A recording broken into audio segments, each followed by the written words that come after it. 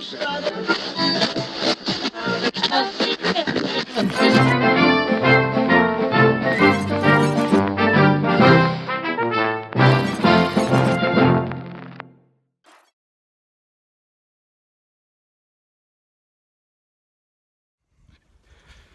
guys, Adam from Southland Dog Training.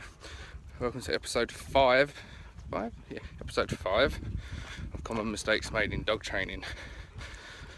You watched a video that I posted and asked you guys to see if you could spot the 3 mistakes in it of me messing around with Daisy. Seriously, I've got to stop uploading videos of me in my pyjamas where I've just rolled out of bed. Okay, but it's dedication. Something comes into my mind, I want to get straight on with it. I want to do it. Dog training is not a fashion show. Dog training is about getting your ideas out there. Dog training is about teaching the dog. Dog training is about having fun. So apologies for the all grey PJs, but this is episode 5. Episode 4, we talked about one of the mistakes we made in the video, and that's good, and how good should always pay. Okay, episode 3, we discussed the first mistake made in the video, and that's different quantities of food used during one training session. Now we're going to go over the third and final mistake made in that video, and this is an extremely important one to me, guys, and it's about releasing your dog without eye contact. Okay, this one might be slightly long, so I'll try and keep it as brief as possible. Anyone that knows me knows the foundation for all my programs is attention from the dogs. Okay, capturing and rewarding eye contact. I ask all the time, how do I get my dogs to pay so much attention to me? I'd love my dogs to look at me the way your dogs look at you. How do you do it? There's no trickery involved, guys. It's very, very simple, and I discussed this briefly on my Ask the Dog Trainer episode that I'm doing on Instagram. If you haven't checked it out, go over to Instagram. It's an exclusive to Instagram where we're doing Ask the Dog Trainer, and I'll answer your question in 60 seconds. But again, I spoke about focus and attention. To me, if you've got the dog's attention, everything else is easier. Okay, once you've got the dog's attention on you, getting them to listen to you is so much easier. Okay, so what we do is we reward eye contact for everything.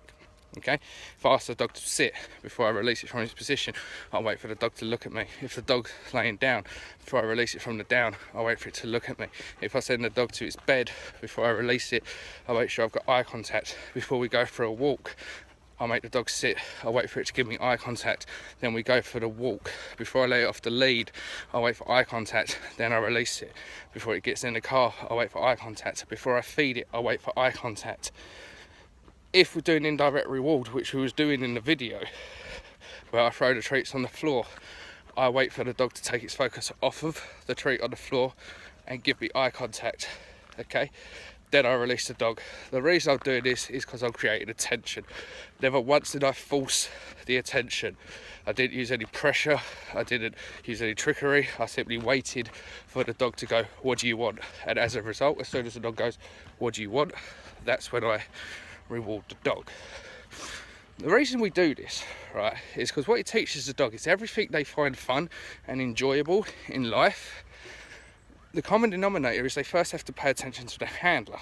Okay, so the handler becomes the most important thing because he's the key to everything. Think about it. If the dog wants the food on the floor, looking at the handler, release it. The dog had to pay attention to the handler. The dog wants to be fed its food at night, first of all has to take its focus off the food, pay attention to the handler. The dog wants to go for a walk, take your focus off of outside, pay attention to the handler. The reward is you go for a walk. So the handler is the common denominator in everything. So I see a lot of people, they'll make their dog wait, they'll put a bowl of food down, or they'll make their dog wait before they go for a walk, they'll make their dog wait before they let it off the lead. But the dog, 9 times out of 10, is fixating on something other than the handler. It'll be staring at the food bowl dribbling. It'll be staring at the outside world, not relaxed. It'll be staring at the dog just before you let it off the lead. And what happens as soon as you do it, the dog's rewarded, and in the dog's mind, it's rewarded for fixating on what it wanted. Okay? By taking the time for the dog to take its fixation off of what it wants, pay attention to the handler. It allows a few seconds for the dog to calm down. Also, it makes the handler the most important thing, and you're not rewarding the dog for fixating on something it shouldn't be. So always, if you're gonna make your dog sit patiently before you release it, wait for eye contact. Before you go for a walk, if you make your dog sit at the door patiently before you go, wait for the dog to look at you. Before you let the dog off the lead, don't just make the dog sit, unclip its lead and let it go. Wait for the dog to check back in with you. Okay, it's called the art of attention. Once you have the dog's attention, I promise you guys everything else is easier. Okay, you want to know how I get such focus from my dogs? I simply reward eye contact in all areas that I can, and the dog was never asked to do it. It just simply offered me that, and I rewarded it. Teaches the dog the handler is the most important thing, and I'm telling you guys, you start rewarding eye contact, you will see a massive difference in your relationship with your dog. Right, that's all for today, guys. Okay, it was common mistakes made in dog training, episode 5. I hope you're enjoying these so far. I'm enjoying talking to you guys, I'm enjoying making these, I'm enjoying the little challenging videos I put up before we reveal the answers. So it's getting a bit miserable out here. We're just down here at the minute, chilling out with old Daisy. So enjoy the rest of your day, guys. I'll see you soon. So we've got crab for this one. Sit. Good. Sit. Break. More crab. Sit. Good. Sit. Good. Sit. Break. Sticking with the crab. Sit. Good.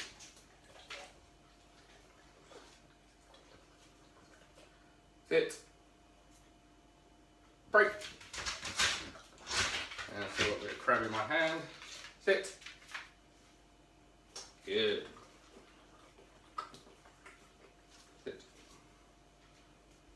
Sit. Hair coming up, you go. Good.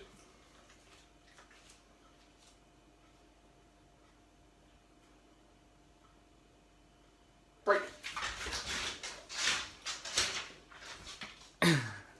That's the right way, guys. That's how it should have been done. Shouldn't it go? You've got some crab. You can hear Roxy's desperate to get inside to do a little training session, guys. So we'll get her inside and maybe we'll do a little video with Roxy later on.